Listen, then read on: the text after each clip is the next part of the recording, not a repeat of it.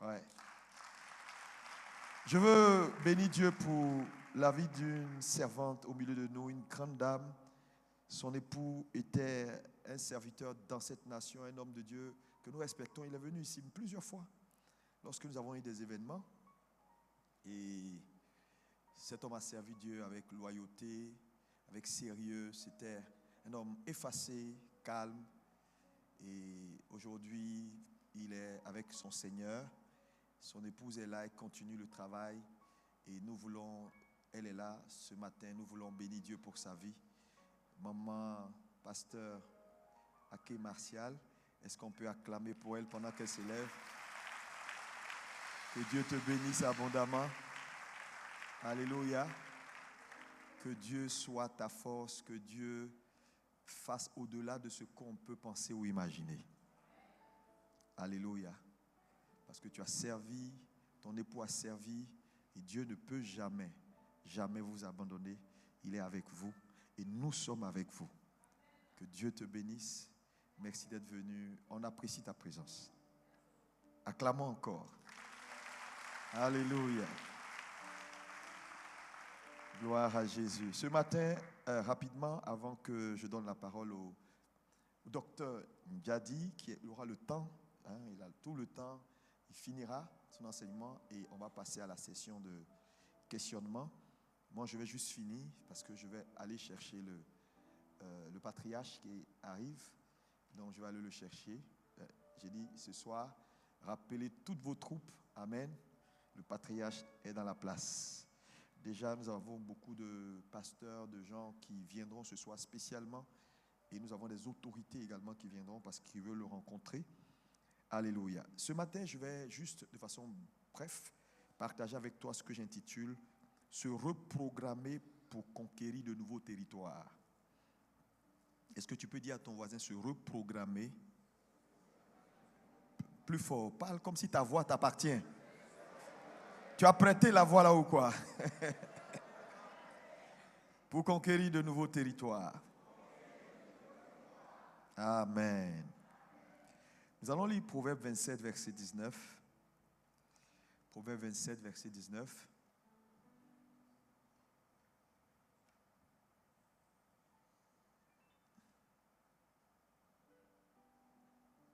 Proverbe 27, verset 19. Oui. Proverbe 27, verset 19. Comme dans l'eau, le visage répond au visage, ainsi le cœur de l'homme répond au cœur de l'homme. Ce verset-là, pardon, il faut écrire ça, mais en rouge. Comme dans l'eau, le visage répond au visage, ainsi le cœur de l'homme répond au cœur de l'homme. C'est un verset trop important dans la Bible. Ça veut dire, quel que soit ce que tu peux faire en apparence, si tu n'arrives pas à la vraie métamorphose de ton cœur, c'est ton cœur qui va te répondre.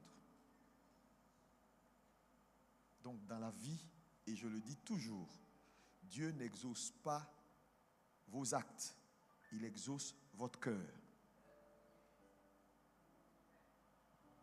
Donc tu peux faire beaucoup de choses à l'extérieur, mais si ton cœur n'est pas aligné à ce que tu fais, Dieu il prend en compte le cœur.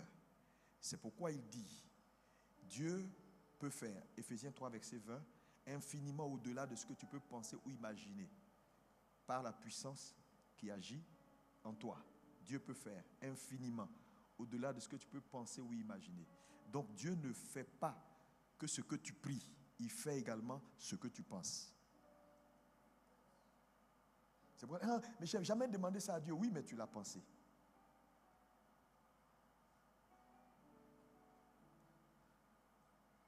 Proverbe 23, verset 7.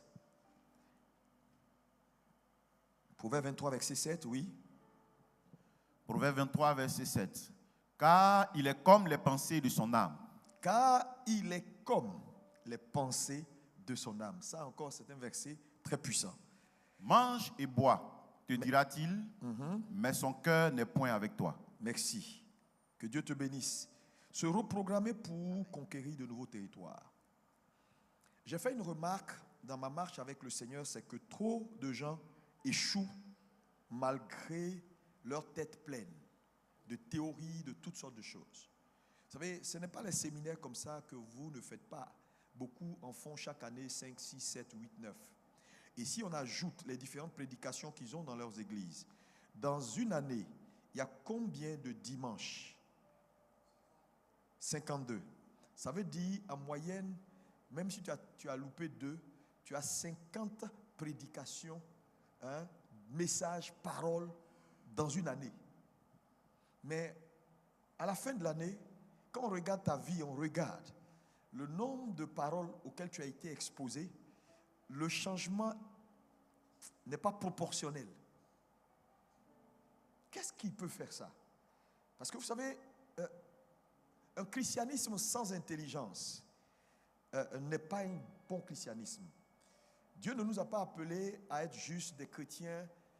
Nous sommes là et nous sommes dans le dogmatisme, on ne réfléchit pas. Non, le christianisme, à un moment donné, il faut s'arrêter pour se questionner. Parce que quand je regarde les gens ne changent pas beaucoup. Les gens ne changent pas beaucoup. Malgré la parole, leur tête pleine, ils ont dans leur bibliothèque des CD, messages de pasteur A, pasteur B, pasteur C, pasteur Y, livre A, livre B, livre B. Ils ne changent pas. Pourquoi? Ça, il faut se donner cette question. Et si tu t'interroges, Dieu te donnera la réponse. Le constat que moi j'ai fait, c'est qu'en réalité, les hommes sont le fruit de leur pensée dominante. Chaque être humain est le fruit de sa pensée dominante. Et cette pensée dominante-là, naturellement, aboutit à son style de vie et donne de la direction à sa vie. Donc, pour moi, le mental est quelque chose d'essentiel. Si un homme, donc, est le fruit de sa pensée, un homme est tel qu'il pense, et nous savons que nos pensées sont le fruit de nos cultures. Pour la plupart du temps, on a grandi dans des environnements, et ces environnements ont façonné notre façon de voir les choses et voir la vie. Et s'il n'y a pas une véritable réforme, c'est-à-dire si le disque dur n'est pas reformaté, c'est un peu comme un logiciel qu'on met dans un ordinateur. Quand tu as mis le logiciel dans l'ordinateur, il marche d'elle-même. Le logiciel va marcher seul. Tu peux dire, je vais aller dans ce sens-là. Il ne va pas faire ça. Il va faire ce qui est programmé.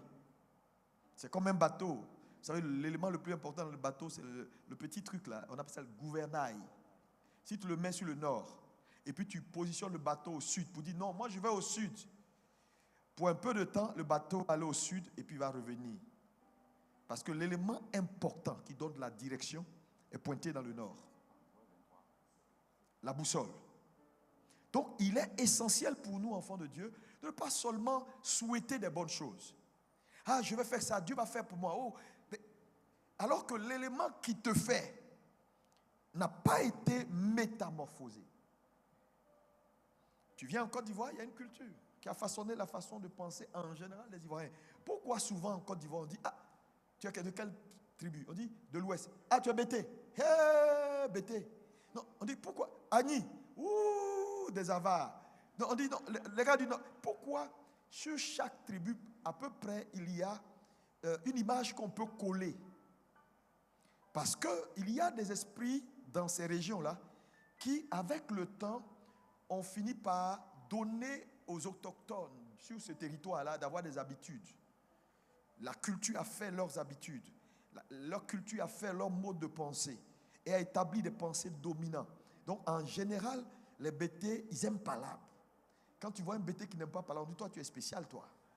Pourquoi? Parce qu'il y a quelques-uns qui ont lutté avec la pensée dominante, avec la culture, et ont réussi à se réorienter. C'est comme quelqu'un qui est sanguin, mais vivant dans une famille de flegmatiques, a fini par avoir des traits d'un homme flegmatique, alors que naturellement, il est sanguin. Donc, l'environnement a la capacité de t'influencer et de t'imposer une façon de voir les choses. Sinon, en temps normal, l'évangile de Jésus-Christ, il est un. On doit tous penser de la même manière. Mais les gens, avec leur culture, leur façon de voir, il y a des tribus, par exemple, où tu vas prêcher l'évangile, les gens sont foncièrement malhonnêtes. Pourquoi? Parce qu'à la base, on leur a expliqué que Mentir, c'est de la sagesse. Ce n'est pas un péché.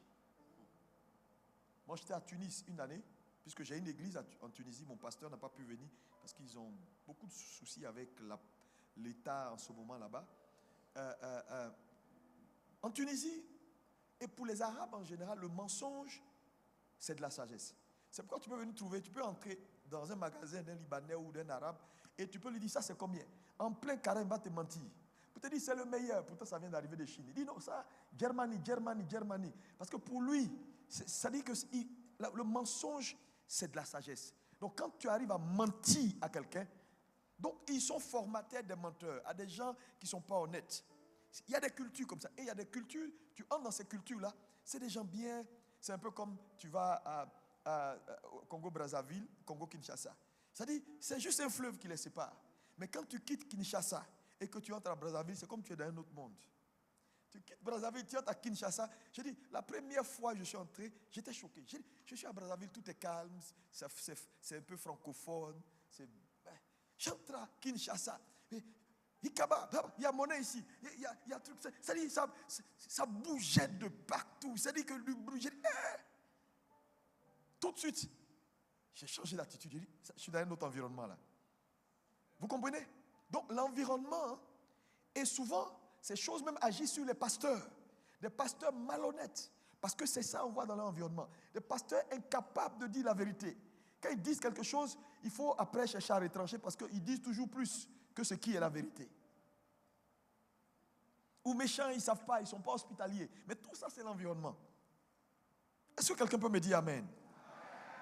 Et donc, à un moment donné, il est essentiel pour l'Église de se reformater. Oui, il faut revoir notre disque dur. Dis à ton voisin, il faut que tu revoies ton disque dur. C'est pourquoi, pour moi, le mental doit être reformaté si nous voulons accomplir avec efficacité ce que Dieu nous demande de faire. Je vais définir d'abord rapidement un mental. C'est quoi un mental?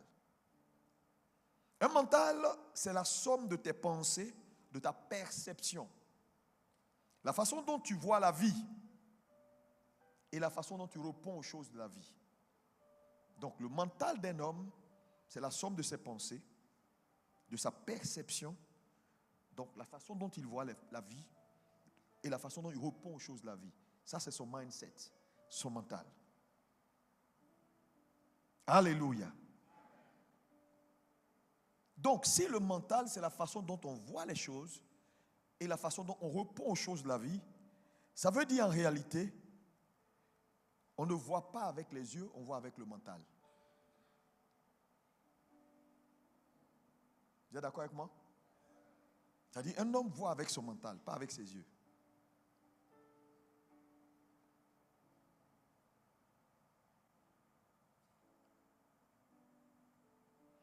Et donc, si on voit avec le mental, il y a un autre élément important que je veux que tu notes, c'est qu'en réalité, on ne voit pas la vie telle qu'elle est, mais on la voit telle que nous sommes.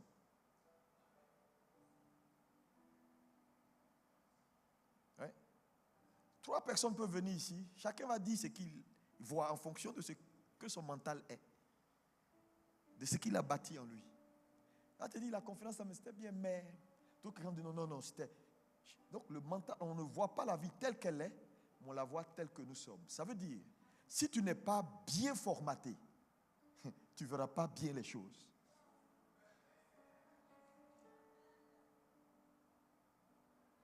Et vous savez, il ne s'agit pas de porter un titre.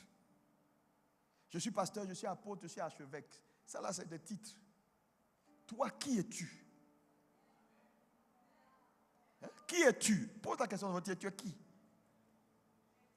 C'est pourquoi je disais à l'introduction de mon message, à l'ouverture, la première conquête que tu dois faire, c'est toi-même.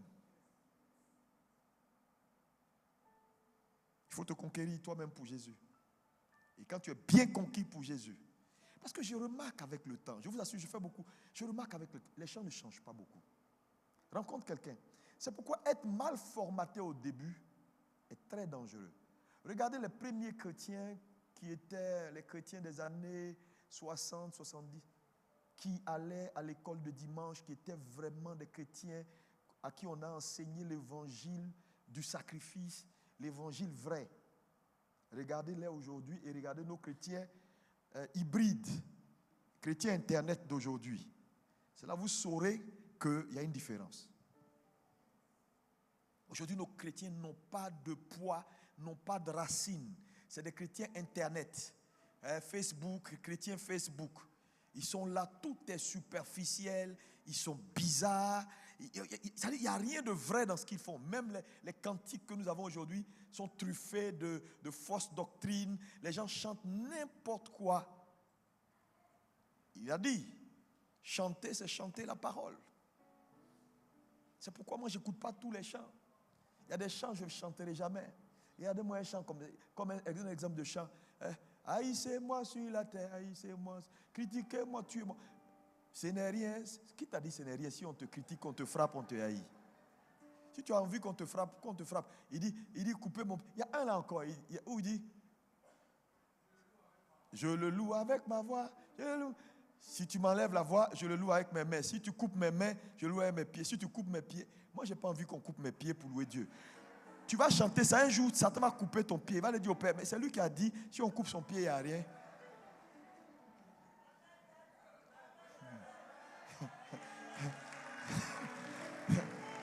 Jésus est déjà mort, je n'ai pas besoin d'autres problèmes. Alléluia. Donc, ce n'est pas tout ce qui est chanté qu'il faut chanter. Il y a des chants qui travaillent contre votre foi et votre progression. Alléluia. Dis-moi amen. On voit la vie, non pas comme elle est, mais comme nous sommes. Alléluia. D'où l'importance du mental dans le processus des grands accomplissements de la vie. Tu veux posséder de nouveaux territoires, tu veux changer. Parce que je te dis, tu peux aller à toute cette connaissance dans ta tête que tu as appris cette semaine. Si tu ne fais pas un travail de reprogrammation, je te dis, ce sera juste de l'information que tu as dans ta tête. Quand tu vas retourner dans ton environnement, tu vas continuer à te comporter. Parce qu'en réalité, un homme est tel qu'il pense. Il y a une dame qui dort en veille, là, il faut la réveiller. On ne dort pas à l'église. C'est Satan qui ne veut pas qu'elle progresse dans sa vie. Réveillez-la. Madame, asseyez-vous correctement. Merci. Alléluia. Maintenant, retenez ceci. L'homme a deux dimensions. Elle a sa dimension spirituelle et sa dimension matérielle. Notre dimension spirituelle, c'est notre esprit. Notre esprit nous met en contact avec le monde spirituel. Dis avec moi, ma dimension spirituelle, c'est mon esprit. Et mon esprit me met en contact avec le monde matériel. Ma dimension matérielle, mon mental. Et mon mental me donne accès à mon environnement. C'est important. Ça veut dire, le fait que ton esprit soit régénéré est bon, mais ce n'est pas suffisant. Parce que ton esprit te donne accès à Dieu, aux choses spirituelles. Mais celui qui a la charge de te mettre en contact avec ton environnement et t'aider à progresser dans cet environnement dans lequel Dieu t'a placé, c'est ton mindset, ton mental. Donc ça veut dire, si le mental n'est pas renouvelé, bien que l'esprit soit en contact avec Dieu, tu seras limité dans les affaires des hommes. Parce que ton mental va saboter même les directions que Dieu te donne. Alléluia. Alléluia. Vous savez, moi j'ai commencé à changer quand j'ai changé tout ici. J'ai changé ma doctrine, j'ai changé tout. Parce que, vous savez, je suis allé à une école où à un moment donné on disait non, la vie, il faut juste louer Dieu, il ne faut pas chercher, quoi que ce soit. C'est Dieu qui est important. La bénédiction sur la terre, ce n'est pas important. Voilà, il ne faut même pas avoir une maison où dormir, dors dans un garage, sers Dieu. C'était bon pour un temps. Mais à un moment donné, Dieu m'a dit, il faut que je te refaçonne les pensées. Il faut que je redimensionne ta pensée. Parce que tu ne peux qu'attirer que ce que tu as bâti en toi.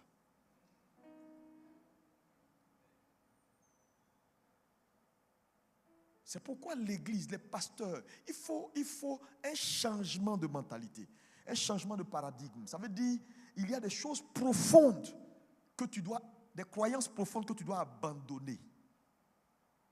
Par exemple, il y a des gens qui ne croient pas que non, Dieu a appelé tout le monde.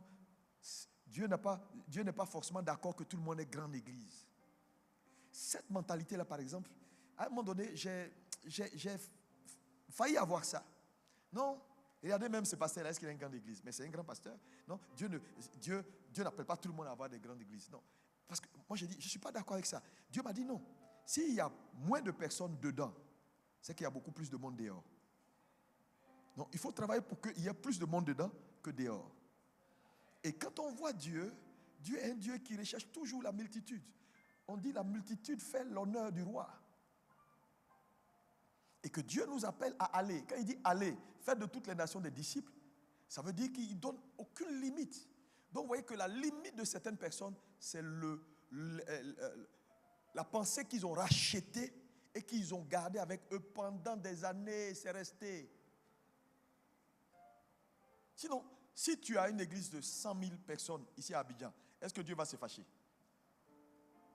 Je ne crois pas qu'il va se fâcher. Hein? Il sera content de voir des gens entrer et que le dehors soit vide et que dedans soit plein. Vous connaissez la prophétie d'Ésaïe, c'est Ésaïe 3, je crois, où il dit, dans les temps de la fin, la montagne de l'Éternel s'élèvera au-dessus des autres montagnes, des autres collines, et lorsque la montagne de l'Éternel sera élevée, toutes les nations seront attirées vers elle. Donc, les pensées dominantes que tu adoptes dans la vie sont impératifs. Regardez par exemple, je vais bousculer un peu certaines choses, mais je vais être bref. Regardez par exemple, beaucoup de gens par exemple croient, parce que Satan, je vous dis, Satan est dangereux comme ennemi. Il y a 2 versets dans la Bible. Le juste tombera, combien? Et l'Éternel le. Et puis il y a un autre verset, aucun malheur n'atteindra le juste. Chacun choisit. Moi, c'est aucun malheur n'atteindra le juste là qui m'intéresse. Tomber cette fois-là, ça ne m'intéresse pas. Parce que ce que tu crois, c'est ce que tu vas expérimenter. Il y a des gens qui croient, par exemple, que Dieu peut utiliser la maladie pour leur donner des leçons. Dieu peut utiliser un malheur pour leur enseigner des leçons. Si Dieu doit utiliser un malheur pour t'enseigner des leçons, c'est qu'il a échoué. Toi, tu peux utiliser le mensonge et le vol pour enseigner, pour éduquer ton enfant à la maison. Quand quelque chose n'est pas de Dieu, il ne l'utilise pas. D'où vient le mal? D'où vient le malheur? D'où viennent ces choses-là? Elles sont venues avec le péché. Quand l'homme pêche, regardez ce qui est dit. L'homme est devenu, c'est Dieu qui parle, l'homme est devenu comme l'un d'entre nous en ce qui concerne la connaissance du bien et du mal. Donc quand Dieu dit l'homme est devenu comme l'un d'entre nous en ce qui concerne la connaissance du bien et du mal, Dieu est en train de dire j'ai la connaissance du bien et du mal. Je sais ce qui est mal, je sais ce qui est bien. Mais pourquoi Dieu demande à l'homme de manger de l'arbre de vie et de ne pas toucher à l'arbre de la connaissance du bien et du mal? Parce que l'arbre de vie contient la connaissance du bien et du mal, mais une autre substance qu'on appelle la vie Zoé, qui te permet de connaître le bien et le mal sans jamais faire le mal.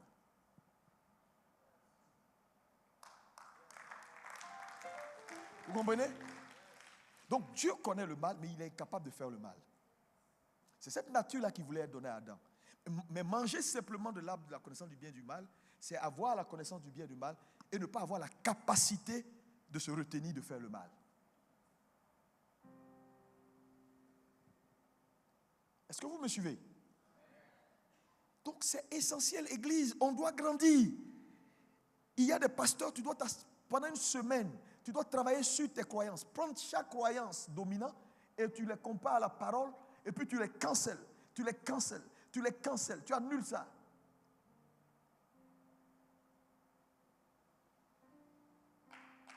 Non. Quand tu es malade, À chaque fois que tu es malade, n'oublie pas que c'est un signal et un message. Il ne faut jamais mettre ça sur Dieu. Quand tu as pris de la poussière et tu as la grippe, ça, c'est le règne minéral qui domine sur le règne humain, qui est un règne de divinité, puisque nous sommes devenus comme Dieu. Donc, à chaque fois que tu expérimentes le mal, c'est la preuve que la chute est en train de se manifester. La chute. Dieu n'est pas dedans. On dit non, Dieu peut frapper, Dieu peut faire du mal. Non. Dans ma Bible, Jésus a dit, tout ce que, si vous voulez connaître le Père, regardez-moi. Donc en réalité, quelqu'un qui veut connaître Dieu, parce que Dieu est tellement grand qu'on ne peut pas l'approcher, on ne peut pas le connaître. Donc il a envoyé son Fils pour que son Fils soit l'expression de tout ce qu'il est. Dis-moi amen bien. Donc connaître Dieu, c'est connaître Christ. Maintenant, si tu veux réellement savoir, mais Dieu là-même c'est qui? Alors va vers Christ. Ce que Christ n'a jamais fait, c'est ce que Dieu ne pourra jamais faire. Maintenant, moi je te pose une question. Christ a déjà tué? Christ a déjà fait du mal? Non, étudie la vie de Christ. Je dis ce qu'il n'a jamais fait, c'est ce que le Père ne fera jamais. Il y a beaucoup de termes dans l'Ancien Testament. L'Ancien Testament, c'est l'ombre. Vous savez, regardez. Mon ombre, voilà mon ombre. Mais est-ce que tu peux me décrire avec mon ombre? Non. Tu ne sauras pas que... tu vas dire non. Imagine-toi, tu vas dire, mais ici, là, tout est noir. J'ai une chaussure marron, mais ça ne sort pas dans mon ombre. Donc, l'ombre est opaque. L'ombre ne te donne pas toute la réalité et la vérité des choses. L'Ancien Testament, c'est l'ombre. Donc, naturellement, il y a des choses qui ont été écrites dans l'Ancien Testament. Les gens l'ont écrit parce qu'ils avaient encore un voile. La Bible dit que c'est seulement en Jésus que le voile est ôté. Donc, quand on dit Dieu frappe pas, Dieu tue, non, Dieu frappe pas, Dieu tue pas. Dieu se retire et Satan frappe.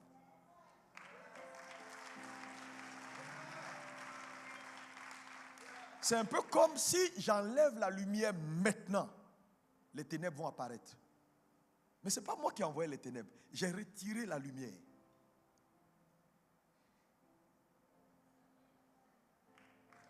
Il faut que ta mentalité change. Si elle ne change pas, tu seras avec Dieu. Tu vas vivre des calamités, tu vas vivre des choses, des choses vont arriver, tu vas dire mais je ne comprends pas Dieu. Et souvent quand les gens ne comprennent pas, ils disent bon, les voies de Dieu sont insondables, tout ce que Dieu fait, bon, Dieu, il tue, il donne la vie, il fait ce qu'il veut. Non, ce n'est pas le Dieu, Jésus-Christ de Nazareth que nous servons. Dieu est bon. Vous savez, il y a 3 types de morts dans la vie. Il y a ceux qui meurent, ceux qui se suicident, et à ceux qu'on tue. Ce n'est pas le même type de mort. Ceux qui meurent, c'est ceux qui sont arrivés à la fin de leur cycle, comme une mangue est arrivée à maturité, et puis se détache et il tombe. Dieu a dit, voilà le temps que tu feras, il a fait le temps. Ça, il est mort.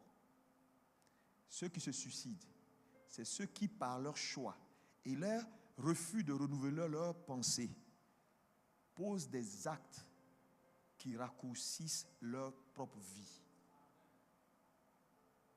Tu sais que par ton inconscience, tu peux te suicider.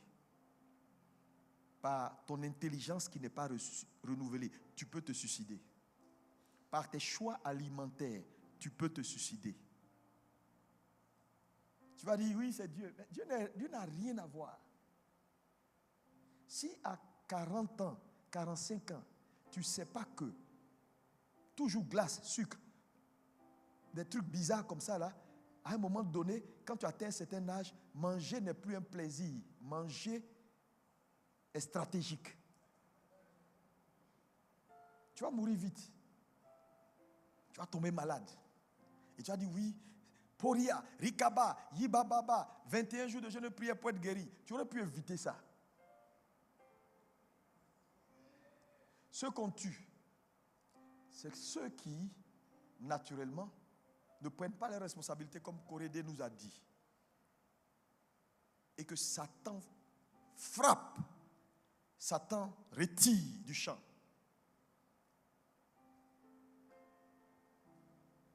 Ce que je dis, est-ce que ça a un sens? C'est pourquoi quand tu marches, quand tu sais que tu as une destinée, il faut te reprogrammer. Je vois moi j'ai connu des bonnes personnes échouer. Il est bon, il est bien. Mais il n'a pas laissé Dieu renouveler sa mentalité. Il a gardé une croyance qu'il a complètement bousillée. Bousiller sa destinée.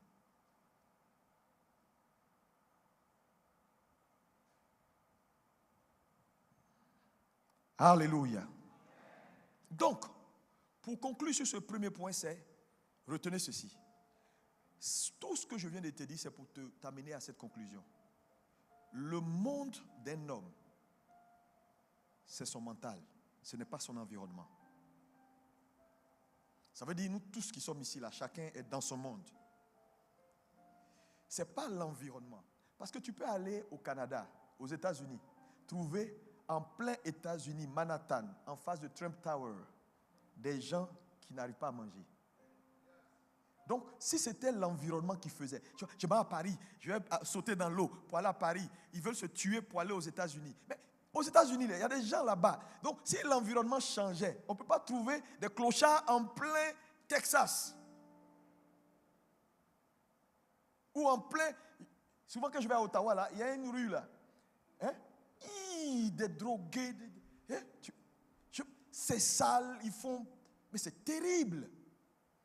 Mais voilà des gens qui ont passeport canadien, pour certains passeports américains, qui n'ont même pas le tiers de ton confort. Ça veut dire que ce n'est pas l'environnement d'un homme qui fait un homme, c'est son mental qui le fait. Donc, même si on te dépose aujourd'hui, il y a des gens, quand on va les déposer au ciel par hasard, ils vont courir pour ressortir pour dire qu'ils veulent aller en enfer. J'ai pris pour toi. J'ai dit, il faut changer, hein. Tape ton voisin. L'affaire là, ce n'est pas accumuler la connaissance, hein. Il faut changer ton mental. Ton mental, c'est ton monde. Chacun dans sa réalité virtuelle, en fonction des choix de pensée qu'il a rachetés et il ne veut jamais laisser. Jamais. Jeune fille, tu vois, elle dit, moi, mariage jamais. C'est dans sa tête. Elle grandit, elle est conduite par ça. Ou il grandit, il est conduit par ça. Il arrive dans le ministère, même quand on fait des pressions extérieures pour dire, mais tu es une pasteur, maintenant il faut que tu te maries. Il va se marier, mais il va faire mal au groupe musical.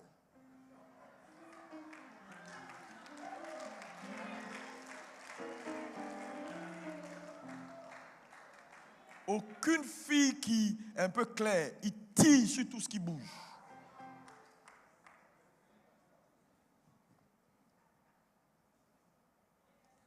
Change ton mental. Oh. Regardez, un jour, c'est le docteur Otabil qui a raconté cette histoire. Il dit, quand ton mental ne change pas, quand tu vas grandir, tu vas chercher à accomplir les rêves de ton enfant. Il dit qu'il y a un gars, il a vécu dans une famille très pauvre. Et puis, eux déjeuner là, on prend beaucoup d'eau. Et puis, comme il n'y a pas l'argent, le lait là, maman prend ça un peu sur son doigt, puis elle met dans beaucoup d'eau comme ça, petit lait. Puis l'eau là devient un peu kaki, mais kaki clair. Et puis on te donne du pain, c'est ça ton déjeuner. Le petit a grandi avec cette haine que quand je vais devenir grand, je veux boire du lait. Je veux boire du lait. Quand il est devenu grand, il a commencé à travailler. Il boit, il prend le lait, il verse dans sa tasse comme ça, il dit, vous n'avez pas dit que vous allez me donner le lait kaki? Il boit, mais il était en train d'accomplir une vision de petit enfant qui a souffert. Mais il a fini diabétique, malade. Ils ont coupé même son pied parce qu'il a tellement bu du lait. Et il y a une histoire d'un jeune homme en classe de CM1. Il était amoureux d'une jeune fille claire qui était sa voisine. La fille a cassé son cou. Il n'a jamais oublié. Quand il a grandi, quand il voit femme claire, il dit, je vais me venger sur toutes les femmes claires. Si tu ne changes pas ça, il y a des gens qui sont en train d'accomplir des vieux rêves. Leur argent, là, ils font des choses. Tu penses que c'est parce que... Non, quand on dit servir Dieu, il ne peut pas servir Dieu. Parce que... Où? Non, j'ai trop souffert, j'ai dormi sur des nattes. Il faut que j'aie une maison. Donc quand il grandit, il commence à travailler, Dieu le bénit. Quand il a construit une maison à la hauteur des rêves qu'il a, il a fini sa vie sur terre. Maintenant, son argent, il ne sait pas ce qu'il va faire avec. Parce qu'il n'a jamais, il a toujours poursuivi un rêve. Avoir une bonne maison et bien dormir. Mais quand il a fini là, il n'a plus rien à faire.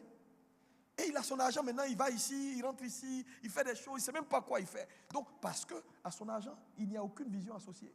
Il a fini. Je prie pour toi que tu ne sois pas en train de finir ta vision. Et que toute vision, en réalité, doit finir en Dieu. Oh, reçois cette grâce au nom de Jésus. Frère, moi ça là, ça me dit rien du tout. C'est à toi que c'est toi que ça impressionne.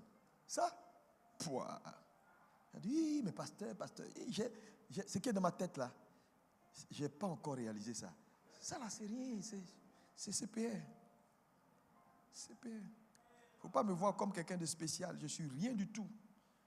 Par la grâce de Dieu. Ton monde, c'est ton mental. Maintenant, note ceci. Nul ne peut atteindre l'expansion, le succès dans le temps sans l'avoir atteint d'abord dans sa pensée. Si ta pensée est limitée, ta vie est limitée. C'est la boussole. Il doit avoir une reprogrammation ce matin. Dis reprogrammation. Encore une fois. Le plus grand obstacle de l'Église et des pasteurs ne se trouve pas à l'extérieur d'eux. Ce n'est pas Satan notre problème. Satan est vaincu. C'est nous. C'est à l'intérieur de nous que ça se trouve. C'est ici. Quand vous voyez un vieux comme Oyedepo, à cet âge-là, il y a comment il rêve. Il y a des enfants ici, ils ne rêvent plus. Si tu me donnes, Seigneur, un salon de coiffure, avec 2 poupées chinoises, je vais les habiller. Oh Dieu, c'est fini. Moi, je suis prêt à aller au ciel.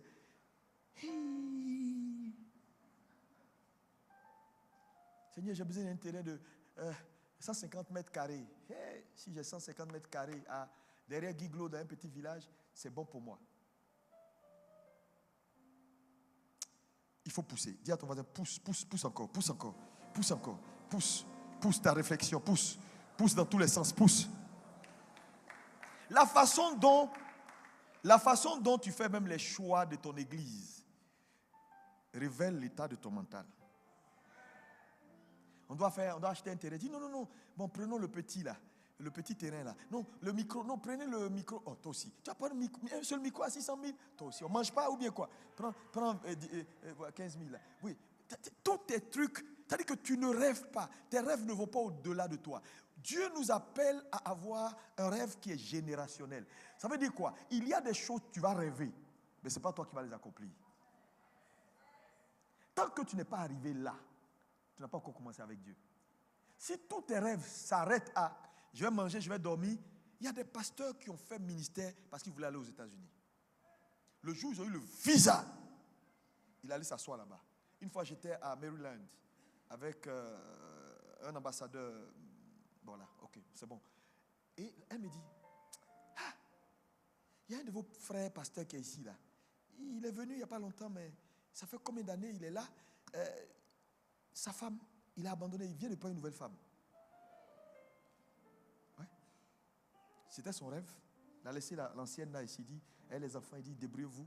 Il a pris une nouvelle femme, il est américain maintenant, il porte chapeau, il tourne ça derrière. Elle son jean. Puis il marche comme ça. C'est comme ça il marche.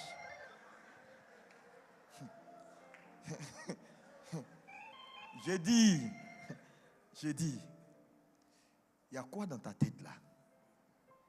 Ouais, les gens comme ça, pasteur, ils cherchent, ils sont venus pleins, mais la seule chose que Dieu fasse, qu'il ait le visa de France. La France saura. Frère, il y en a là-bas qui ne voient pas clair. voient même pas clair. France. Je te dépose à Barbès, tu seras déçu. Tu vois, les Africains, ils vendent maïs. Ils sont là, 20 ans, le gars, 30 ans à Paris. Tu le rencontres, tu as l'impression qu'il vient d'arriver du village. Parce que leur monde n'a jamais changé. Leur mental n'a jamais changé. On peut être sous-développé dans un pays développé. Nos Africains allaient au Canada, une fois j'étais à Philadelphie, dans une communauté haïtienne. Je regarde les gens, je dis, vous êtes aux États-Unis, plein Philadelphie. Tout ce qui vous intéresse, c'est chauffeur de taxi. Ici, il y a tellement de facilités. Ils sont limités. Ça se passe ici. Mon ami, je ne sais pas si tu ne changes pas, ça va être compliqué pour toi d'aller au ciel. Hein? Parce qu'au ciel, c'est l'or. Tu vas aller la nuit pendant qu'on dort. Tu vas aller prendre pioche pour pouvoir. Tu dis, je vais enlever l'or là. Tu vas commencer à casser la terre. Tu ne sais pas que Dieu te voit. Hey, tcha. Villageois va te tuer. C'est comme un frère au Canada qu'ils ont arrêté. Ça, on m'a raconté l'histoire. Je ne sais pas qui m'a dit. Tu sais, au Canada, les écureuils là, ils sont partout, les animaux de brousse là. Ils sont dans les maisons, là où même j'étais à Longueuil, là où je dormais là. Ils viennent, ils sont à côté de ta porte, ils font comme ça. Le gars dit, il y a viande de brousse ici. Il l'a tué, il l'a mis dans son coffre, les policiers l'ont attrapé. Il s'en fait sauce graine avec écureuil. My God! Regarde, on va aller, change ton mental. On dit ici, là, on ne tue pas ces gens. Allez, retourne là-bas. C'est comme une fois, j'allais à Montréal. Et puis j'étais dans l'avion. Et puis, il y a des gars, on dirait qu'ils venaient d'avoir les papiers, mais je ne sais pas de quelle nation ils sont. Mais je pense qu'ils devaient être vers la Somalie. Et puis, ils sont venus s'asseoir. Et puis, ils regardaient comme ça. Et puis, il y a un qui a levé le gilet de sauvetage. Il a mis ça sur son cou. Et puis, ils sont contents. Et puis, ils tirent ici. Et puis, j'ai dit, mais les gens là, il ne faut pas, ils vont faire clasher l'avion ici. Mais j'ai dit, non, c'est terrible. Hein? Tu vois, il a posté un costume, un blouson là. Il a pris ça dans Broad, dans les trucs de... Ouais, dans les trucs Broad là. Tu vois, c'est froissé comme ça même. Il n'a pas repassé. Et puis, il sent les trucs qu'on met en bas de lit. Tout ça, il est là. Ça au Canada. J'ai dit, hé! Mon Dieu. Mais un gars comme ça, il arrive là. Hey, frère, s'il ne change pas ici, là, Canada ne peut pas le changer. Hein? Malgré le froid. C'est pourquoi à Paris, les Maliens, c'est dans les immeubles, là, ils pilent. Les Ivoiriens, ils pilent tout en plein immeuble. Ils égorgent moutons dans le WC. Ils n'ont pas changé. Ils parlent dans le métro. Dans le métro, tu vas les voir. Ils parlent. Et puis ils crient fort. Ils n'ont aucune culture. Ils n'ont jamais changé. Ils sont villageois. Et puis les blancs là sont là comme ça. Ils ne savent pas que c'est un lieu public. Mais les gens s'en foutent. Et puis il a son cul d'âme. Hey!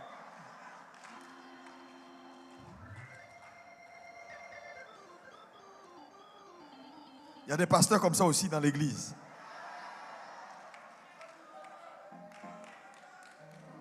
Allons rapidement, on termine. 3 éléments à considérer pour reformater son mental. 3. Numéro 1, ton environnement. Dis avec moi mon environnement. Un homme ne peut recevoir au-delà de son environnement. Ça veut dire identifier un environnement qui peut te booster, te reformater. Entre dans cet environnement. C'est pourquoi je suis content que tu sois venu. Vous soyez venu. Je suis très content pour vous. Parce que l'environnement peut te dire c'est possible. Parce qu'un homme reçoit de son environnement. Il y a des environnements que tu dois quitter. Je te dis, après cette conférence-là, il y a des environnements qu'il faut quitter là. Parce que l'exposition est tout dans la vie. L'exposition est tout dans la vie. Souvent, je vois des gens, je dis, est-ce que ce type-là, est-ce qu'il réfléchit? C'est-à-dire, ils viennent dans de tels environnements. Ils quittent. Et puis, ils retournent auprès des ports, s'asseoir. Là où ils ne reçoivent rien, là où tout est bizarre, Et il est assis là, il dit non, c'est mon église, je suis fidèle. Dieu m'a dit d'être fidèle à cet environnement. J'ai dit, mais ta loyauté ne peut pas aller au-delà de ta destinée.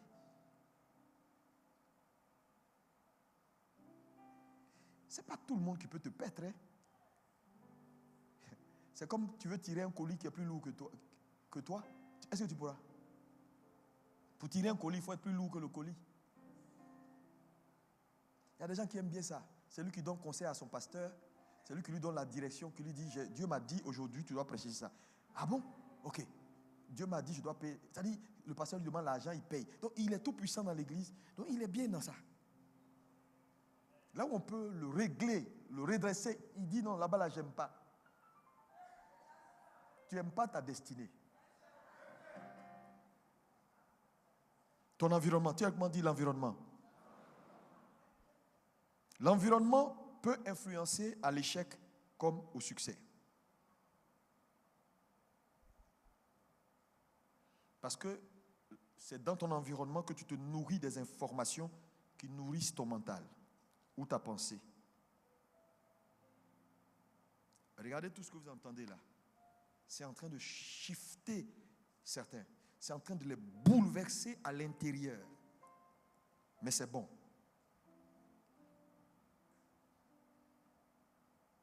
Donc, quand vous voyez un homme qui a des résultats de qualité, ça veut dire qu'il est cultivé dans un environnement de qualité.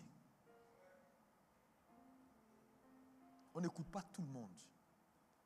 Internet, c'est truffé de fausses doctrines. Hein. Les gars racontent, tu vas prendre un virus.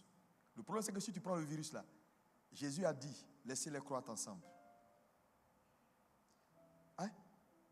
Si tu prends un virus, ça va croître avec toi. Ça va grandir avec toi. C'est pourquoi je vous en supplie, cher pasteur. Je suis venu vous parler avec mon cœur. Vous êtes venu ici, laissez Dieu vous transformer.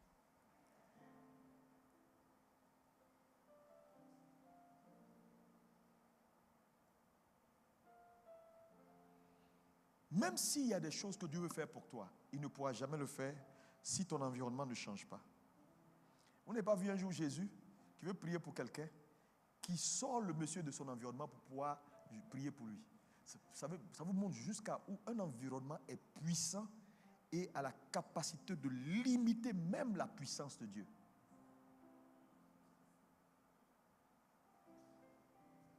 Non, moi je suis ici. Mes grands-parents étaient dans cette église, ils sont morts dans cette église. Je resterai dans cette église. Mais pasteur, de temps en temps, je vais t'écouter. Mon ami, tu es perdu. Quitte. Dieu a fait quitter des gens de leur environnement. Il dit, Abraham, il faut quitter. Quitte. Ça ne marche pas ensemble. Tu ne peux pas rester dans un environnement pour dire, non, je l'écoute de temps en temps. Mon ami, tu es allé quelque part, c'est le bon environnement pour toi, tu t'assois là. Et tu te laisses cultiver.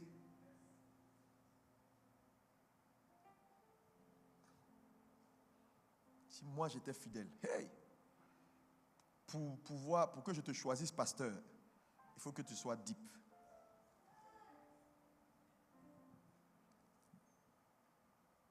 Est-ce qu'on peut me dire amen?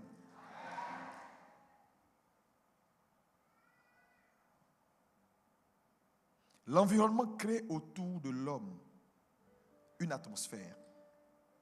Et l'atmosphère détermine ce qu'il reçoit. N'oublie jamais ça. Deuxième élément qu'il faut considérer, je vais terminer sur le troisième. Deuxième élément qu'il faut considérer, ce sont tes expériences. Tu veux changer de mindset ou de mental. Vous savez, il y a deux grands peuples qui ont souffert sur la terre, les Juifs avec l'Holocauste, les Noirs avec l'esclavage. Mais la remarque est simple. Hein? Les Juifs ont capitalisé sur leur expérience. Et à ce qu'ils sont devenus aujourd'hui dans le monde. Mais les Noirs n'ont jamais pu s'affranchir de leur expérience. Tous ces conneries on voit ici, on dit AES ici, quoi, des histoires comme ça, c'est ça. Ils voient le colon partout. Ils voient Satan partout, qui veut les tuer, qui veut les prendre les trucs, qui veut... Ouais, retournons à notre identité. Dans ce monde-là, identité de quoi? Un monde qui est devenu un village globalisé.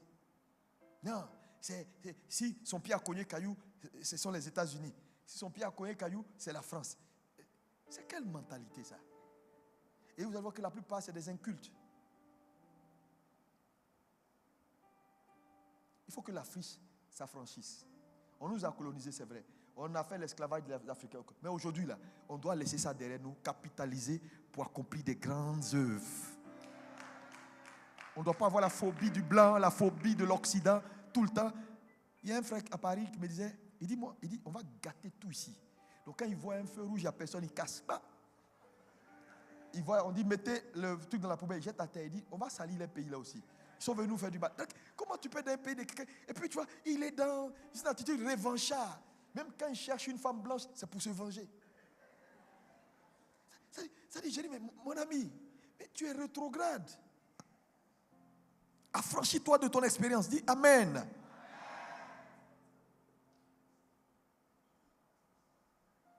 Faites attention à vos expériences. Parce que l'expérience d'un homme, s'il ne s'affranchit pas, devient sa limite. Ton passé. Il y a beaucoup de pasteurs ici, ou de gens qui ont souffert. Papa l'a maltraité, ou bien elle a subi un viol, ou elle a eu un problème. Donc elle a des blessures intérieures. Elle ne s'est jamais affranchie. Donc tout ce qu'elle fait, ses choix dans la vie, quand elle voit un homme, elle dit les hommes, mais quand elle dit elle sait de quoi elle parle. Ça n'ira pas dans ta vie. À un moment donné, affranchis-toi. Regarde ton voisin, dit voisin, affranchis-toi. Guéris de tes blessures. Sinon, tu n'auras pas de futur. Parce que tout ce que tu vas faire, c'est dans le prisme de tes blessures, de tes expériences. On t'a doublé une fois, oui, mais tout le monde n'est pas un doubleur. Il faut avoir de nouveau la foi dans les gens.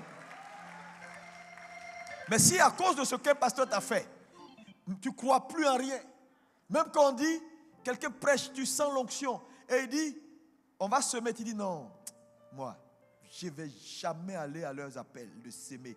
Pourquoi? Je me rappelle que quelqu'un m'avait doublé. Mais oui, le mal précède toujours le bien. De la même façon que tu t'es braqué là, c'est comme ça le jour où Jésus va passer même, tu ne vas pas le voir. Il faut s'affranchir dans la vie. Tout le monde n'est pas mauvais pasteur. S'il y a faux, c'est qu'il y a du bon. Parce qu'il n'y a jamais du faux. Le faux est toujours la photocopie du vrai. Moi, je n'ai pas besoin de te prouver. Je n'ai rien à te prouver. Moi, je sais Dieu. Je ne sais rien d'autre que Dieu. J'ai dit, je n'ai aucun... De toute façon, tu m'as vu là. C'est moi qui suis là avec Jésus. Non, je te dis. Pas que tout le monde fait des trucs. Il y a un pasteur qui est entré ici il y a quelques années. Il dit non, Amazou là. Non, il n'est pas simple. Je dis pourquoi il n'est pas simple? Je dis il n'est pas simple. On est à Abidjan ici, comment lui peut faire tous ces trucs là? Non, je n'ai rien fait. Si ta conscience te gronde, il ne faut pas mettre ça sur moi. Moi, je n'ai rien fait. C'est Jésus seul. Et tout ça pour vous montrer que Jésus seul suffit pour aider un homme à arriver à bon port. Voilà mes frères et sœurs qui sont là. Ils ont grandi à moi, ils me connaissent. Ils savent que j'étais un gars dur, un gars bandit. Jésus a mis la main sur moi, il m'a changé. Je suis là, je le sais. Parce que pour que tes frères viennent s'asseoir à tes pieds, ça veut dire... C'est un signal. Alléluia. Dis à ton voisin, libère-toi de ton passé. Si tu veux avoir un futur. Il peut être douloureux. Il peut être difficile. Mais à un moment donné, tu dois t'affranchir. Parce que l'expérience peut saboter ton mental. Et ta vie sera par rapport à ça. Ta maman te dit, ma fille, fais attention aux garçons. Hein? Les garçons, ils sont tous des menteurs. Elle te parle par rapport à ses expériences. Si tu as racheté cette pensée, ça devient ta limite. Parce que tous les hommes ne sont pas des menteurs. Tu vas trouver une autre maman qui va dire à ta fille, ma fille, que Dieu te donne un bon homme parce qu'il y a des hommes bien. Ces deux gens-là, ces deux filles-là vont grandir, pas avec les mêmes perspectives. Il y a une, elle sera tout en train d'hésiter. Même quand tu lui dis je t'aime, elle va dire, Ma mère a dit, tous des menteurs.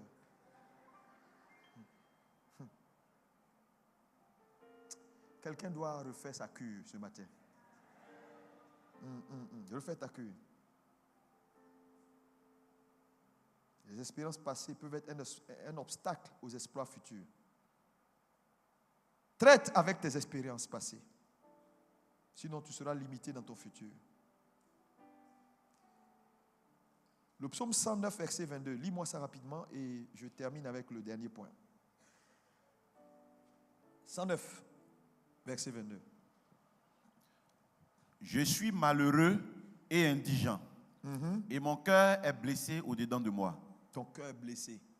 Tous les cœurs blessés ce matin, recevez la guérison au nom de Jésus. J'ai dit recevez la guérison au nom de Jésus. Recevez la liberté au nom de Jésus.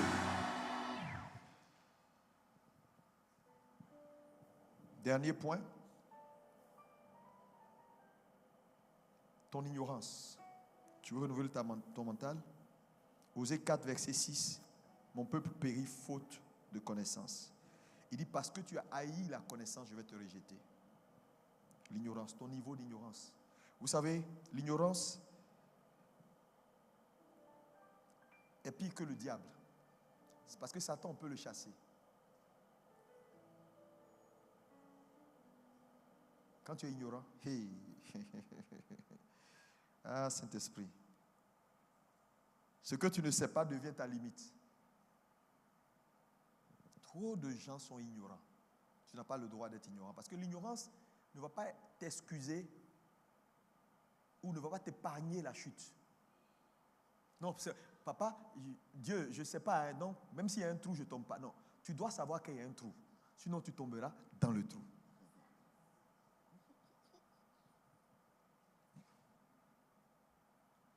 Malheureusement, plusieurs périssent sans atteindre leur plein potentiel et les exploits que Dieu veut qu'ils fassent dans leur destinée à cause de l'ignorance.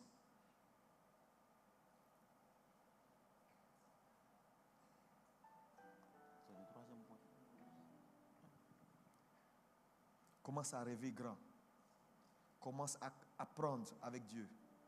Commence à connaître Dieu tel qu'il est. Il faut élargir l'espace de ta tente. La notion de élargir l'espace de sa tente, beaucoup de gens lisent, il ne faut pas attention. La Bible n'a jamais dit élargis ta tente. Il dit l'espace de la tente. Je vous pose une question. Si je vais agrandir ce bâtiment, par exemple, si j'ai 100 mètres carrés de terre et je veux construire un bâtiment de cette taille-là sur les 100 mètres carrés, est-ce que c'est possible? Hein? Non. Ok. Pour pouvoir construire ce bâtiment sur un espace de 100 mètres carrés, qu'est-ce que je dois faire? C'est trouver un espace plus grand. Donc quand il dit élargir l'espace de la tente, c'est toi, c'est ta vie. L'espace de ta tente, c'est ta pensée. Parce qu'en réalité, quand tes pensées ne sont pas élargies, ta vie ne sera pas élargie. Donc si je veux faire de ta vie une vie plus glorieuse et plus grande, je dois aller à l'origine de ce qui a fait ta vie. C'est pourquoi on n'agrandit pas un bâtiment sans d'abord agrandir le territoire. Je ne sais pas si on me suit. Ça va? C'est-à-dire, si je n'ai pas d'espace, si après cette porte-là, c'est un voisin qui a racheté, est-ce que je peux pousser pour dire je vais agrandir? Non. Donc, si je veux agrandir ce bâtiment et que le terrain à côté, c'est pour un voisin, je dois forcément racheter le terrain pour agrandir l'espace. Beaucoup de gens ont bâti leur vie sur des idées de base qu'ils ont pris dans leur environnement, que papa leur a dit, que maman leur a dit. Par exemple, un homme construit sa société.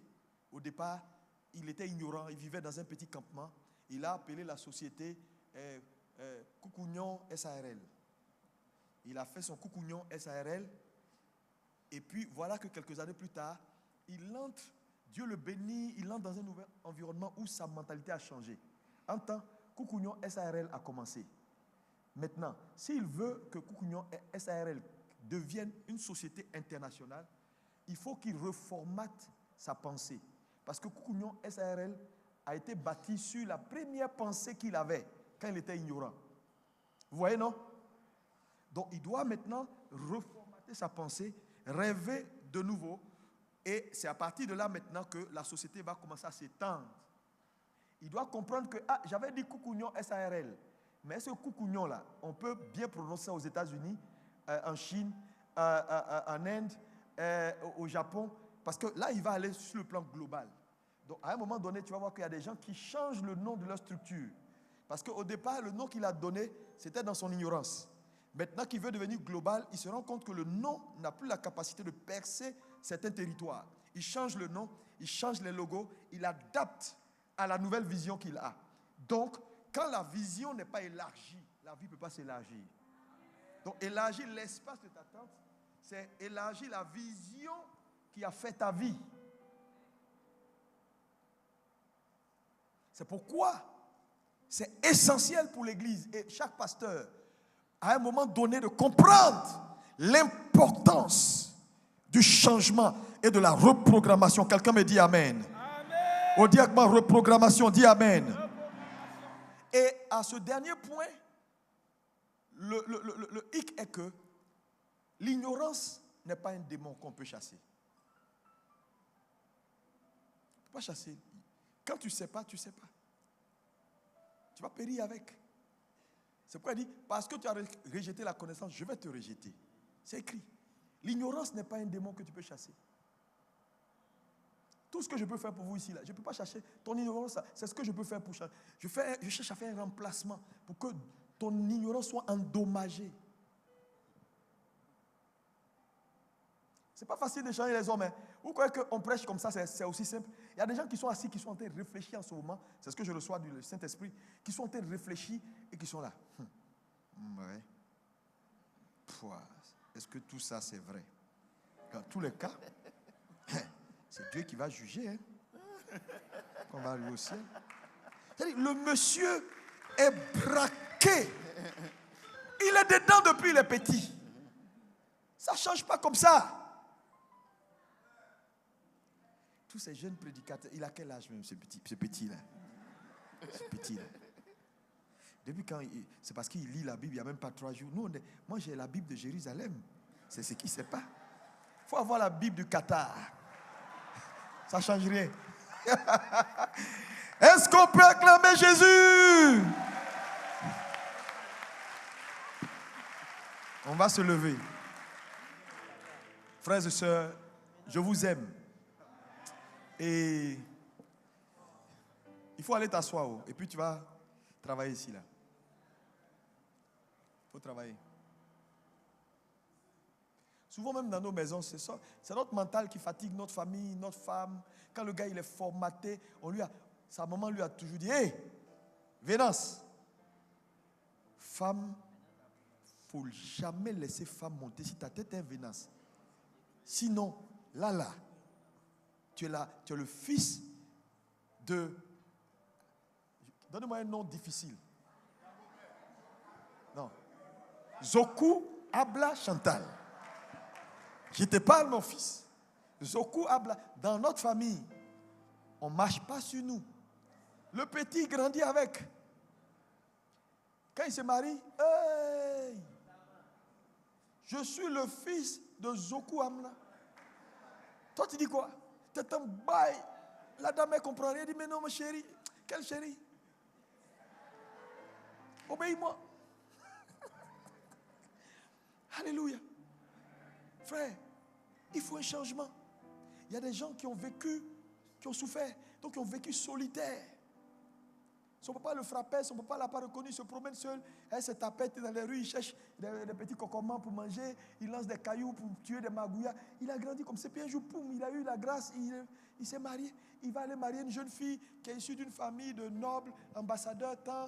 Eux, ils mangent à 19h30 à table, ils font les trucs, ils mettent les parfums. Voilà le monsieur qui se promène dans la rue, pied plat, là, qui est marié avec la fille de l'ambassadeur. Hey, elle va souffrir. Quand la nuit, elle met sa main pour dire, chérie, moi j'aime pas qu'on m'attrape la nuit. Elle est habituée au câlin. Vos histoires de câlin, laisse câlin. 19h, elle est à table. Chérie, mange pour toi. J'arrive. On met le verre. Il dit, voilà, c'est votre. C'est quel verre? Envoie-moi le gobelet. Moi, j'aime pas boire un gros gobelet. Verre, là, ça prend pas beaucoup d'eau. Il vient le soir. Sa femme dit non. Chérie, j'ai vu, je t'ai fait un peu de salade avec des trucs, comme il fait soir, pour ne pas que tu sois trop gros. Je suis mouton maintenant. Ouais. Et puis appeler sa maman. Envoie-moi du foutou demain soir. Foutou. Sa maman dit, mon fils, tu es en train de maigrir. Quand on vous dit de choisir des bonnes femmes, c'est ça. Je voulais te donner la fille du village, tu ne voulais pas. Voilà. Un gars solitaire. Il marche avec sa femme est derrière, il est devant.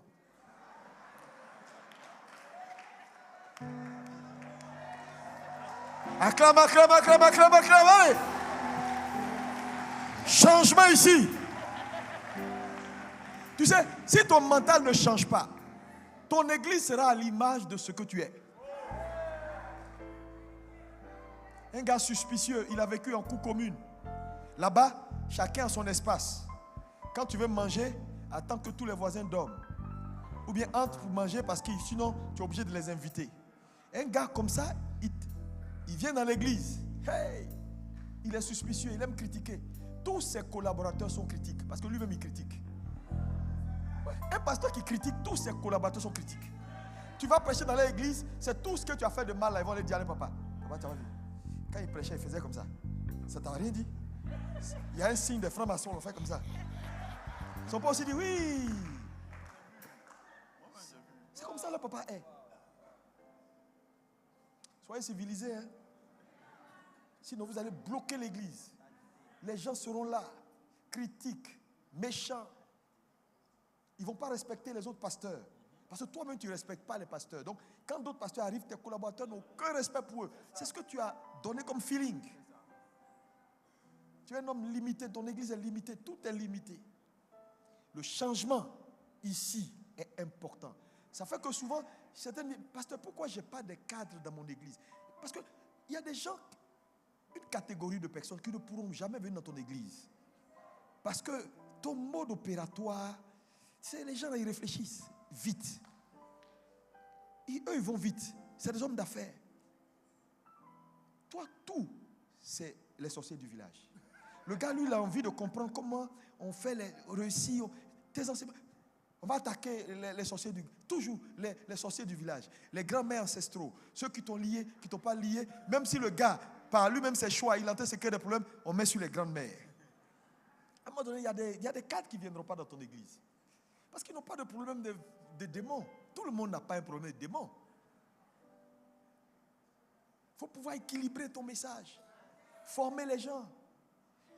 Donner à tes fils d'être entrepreneurs, d'être maire, d'être directeur, d'avancer dans la vie.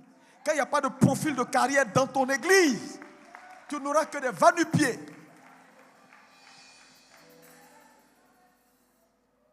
Et quand ils vont voir une jeune fille sophistiquée qui est arrivée de Londres ou de Genève, comme ma fille ici, ils vont dire, les bros, ils kachouma.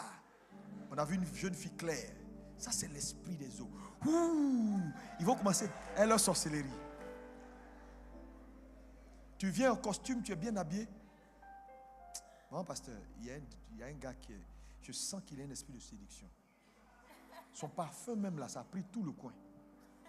Parce qu'ils sont habitués à la médiocrité, à être entre eux, à attacher les têtes, et puis à crier, on dirait au village. Il ne faut pas changer.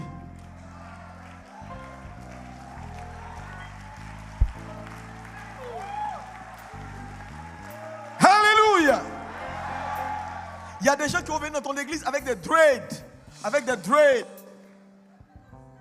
Il ne faut pas les juger. Laisse-les. Dieu va faire son travail. Mais comme c'est une église de critiqueurs, de gars bizarres, tu vois, il y a une qui va passer derrière. Mon frère, ça là, c'est pas chrétien. Hein? Et le frère ne va plus venir à l'église. Ma soeur, tu es vraiment mal habillée. Où est ton problème? Laissez les gens s'épanouir et rencontrer Jésus.